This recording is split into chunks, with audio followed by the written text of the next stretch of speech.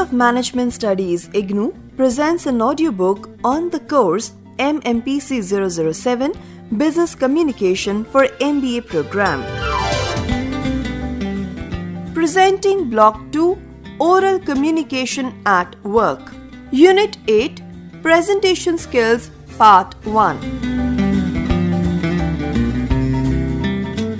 In Part-1, we will discuss Introduction, Meaning of Presentation, Types of Presentation, Planning the Presentation, and Process of Presentation. Let's listen to Part 1.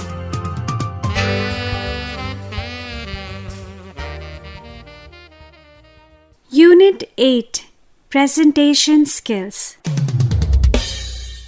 In this unit, you will be able to understand the meaning of presentation, understand the essentials of presentation, prepare presentations, analyze the function and type of visual aids, comprehend the role of body language in presentations, learn how to overcome the fear of public speaking.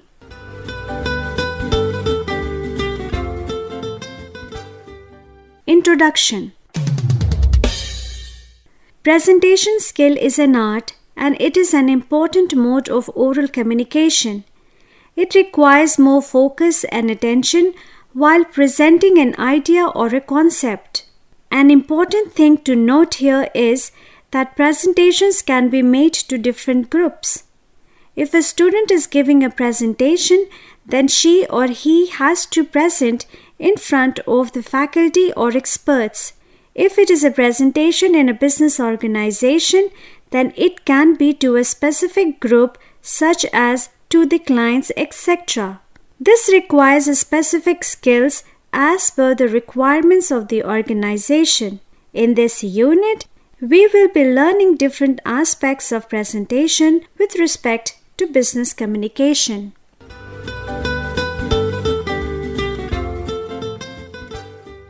Meaning of presentation. Presentations are a way of communicating ideas and information to a group. The objective of communication is to make your message understood and remembered. In order to achieve this, the presenter must be clear, coherent, articulate, and convincing. A presentation puts you on display before your audience. Therefore, in order to be effective and impressive in your presentation, you need to prepare before you actually deliver. Even experts in communication need to plan and prepare their presentation in advance. Most presentations either inform the audience about something or try to persuade the audience about a product, service, an idea, or a concept. Hence, we often hear of sales presentations for existing or prospective clients as well as presentations on projects, reports, proposals, and updates on various business activities for business associates, seniors, colleagues, and subordinates. However, these days presentations have also become an important part of the recruitment process in business organizations. Perhaps this is because the job market has become so competitive that job interviews are not enough for organizations to gauge the skills of their applicants. Therefore, in many organizations, the shortlisted applicants are asked to make presentations before the selection panel. Through presentations, the interviewers get an opportunity to look at the ability of the applicants to identify and organize appropriate material on a specific topic as well as to support and illustrate ideas. On the other hand, the candidates have a chance to show their public speaking skills, their ability to communicate to an audience, to persuade and convince, and to display their confidence and leadership abilities. Thus, in brief, the purpose of a presentation is: first, to introduce a new product or service; second, to present a new business plan; third, to market a product or increase sales of a product. Fourth, to give a talk in a seminar or a conference. Fifth, to give information on any issue. Sixth, to analyze a report or project. Seventh, to display oneself in an interview.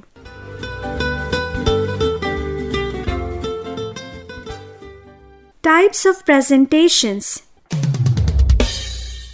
The basic purpose of a presentation is to inform, persuade, or motivate. Based on the purpose for which a presentation is being made, they can be divided into the following categories. First, informative presentation. As the name suggests, this type of presentation gives information to the audience. This information can be in the form of details of rules and regulations or policies of the organization. It also includes giving information to the employees, the media, and the public. Second, persuasive presentation. This kind of presentation is generally about selling something. It intends to convince the audience about the goodness of a product or action. This kind of a presentation can also persuade the organizational heads to accept proposals on any issue. Third, motivational presentation. They are designed to motivate or enthusiast people on an issue or about a program. Generally, this kind of a presentation is made to influence people to accept a new policy, initiative, or idea of the organization. The presentation can also be classified on the basis of mode of delivery, and there are generally 4 kinds of presentation delivery. First, impromptu presentations. Second, extempore presentations. Third, scripted presentations. And fourth, memorized presentations. The mode chosen for delivering a presentation depends on the audience present and the situation in which one is giving a presentation. In a formal situation, one generally resorts to memorized or scripted presentation. Impromptu and extempore presentations are made in informal settings.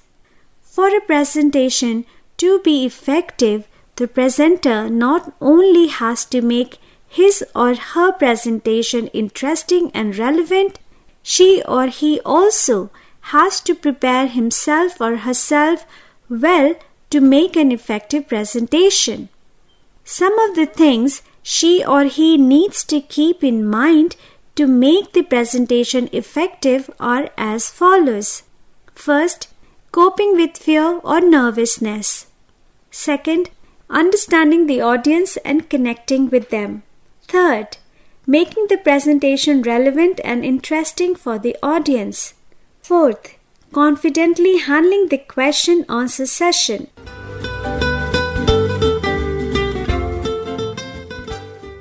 Planning the presentation. Planning a presentation requires a lot of preparation before it takes a final shape. Depending on the focus of the presentation, you decide the strategy or sequence of ideas.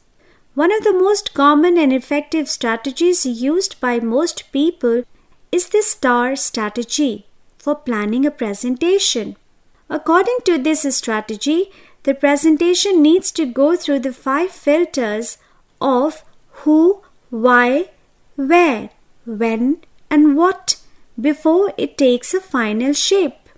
These 5 filters help to polish and chisel the presentation before it is ready for the audience. Now, let us discuss these 5 filters in detail. First, target audience, that is who. This is the first filter which helps the speaker to understand his or her audience. For this, the following checklist can be followed to assess the target audience. First, educational background. Second, nature of job profile.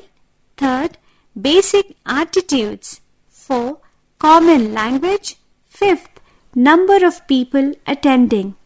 If the speaker knows the basic background of the audience, then it will help him or her to approach the audience in a more effective manner. Second, purpose or why.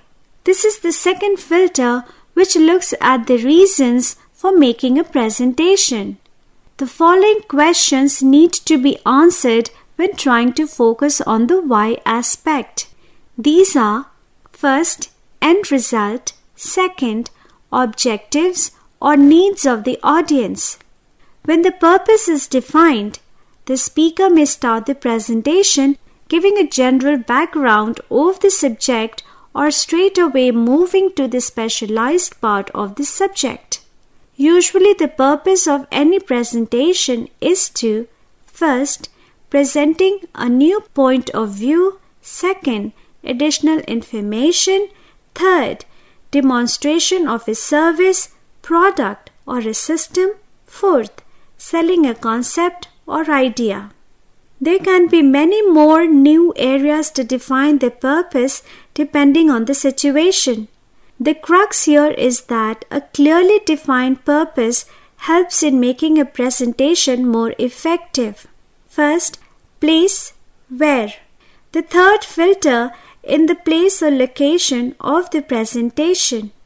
This is important for the speaker as it will help him or her to understand the ambience, seating arrangements, sound system, etc.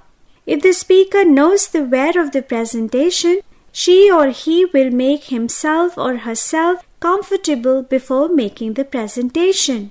Second, time or when. The next part is to know the time of the presentation. This includes for how long the presentation will run.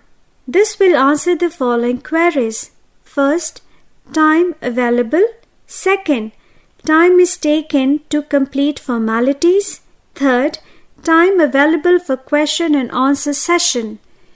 This filter is important as it will help the speaker to check his or her time accordingly and make the presentation precise. This will also help him or her to prepare for the presentation within that time period to retain the interest of the audience. Third, content or what. This is the most important part of the presentation as a wrong choice of the subject matter may result in the presentation going wrong even if the presentation has been prepared nicely. The speaker should concentrate only on the most essential parts of the subject rather than covering everything. Therefore, while planning the presentation, the STAR strategy should be followed to make the presentation effective.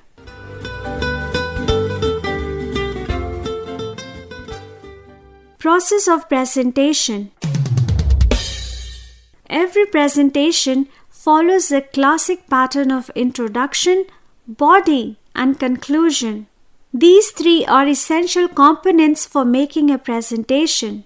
A presenter should carefully prepare each one of these in order to make an effective presentation. Let us understand each one of these in depth below. Introduction. This part is the first step while preparing for a presentation. Introduction should be such that it builds the inquisitiveness and the interest of the target audience, which will make an impact for the further course of presentation. The following points should be kept in mind while preparing for the introduction. First, introduce yourself. Second, state your purpose. Third, relate subject to the audience. Fourth, give a brief outline. An introduction to the presentation needs to be imaginative and interesting to capture the attention of the audience. A good introduction will motivate the audience to sit through the entire presentation. You can follow the following ways to make an impactful introduction. First, rhetorical question. Second, provocative quote. Third, interesting anecdote. Fourth, good joke. 5th, the statement of the problem. 6th, description of the topic's importance to the audience. 7th, piece of statistical information presented memorably. 8th, summary statement of the structure. 9th, definition of the purpose of the presentation. The body. This is the middle part of the presentation. In this part, the main content of the theme is developed, which should be precise so that the attention of the target audience is retained. This part should focus on the following points. First, do not present more than 4 main points or ideas. Second, support main ideas with facts. Third, use signposting. Fourth, use visuals. Conclusion. This is the last part of the presentation. This part summarizes the whole concept of the presentation and also gives the future scope on the topic considered.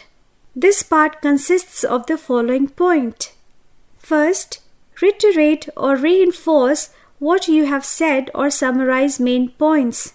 Second, do not present new ideas. Third, make a conclusion or recommendation if necessary. Fourth, relate conclusion to the audience. Fifth, invite questions. An effective way to conclude is to review the points and connect them to the introduction. This also helps with the overall coherence of the talk. Restate the most important point of the presentation and connect the conclusion with the main idea. This helps the audience retain what you want them to remember.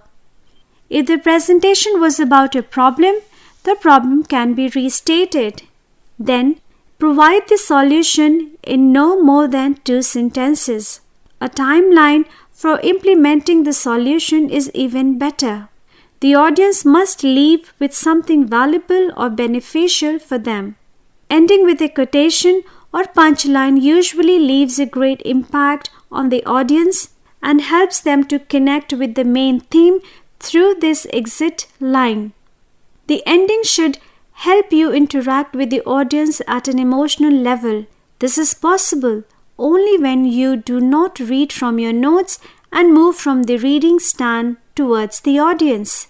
It is important to have sustained eye contact at this point, just as it is in the beginning of the presentation. Hence, the conclusion must be thought out carefully and presented effectively.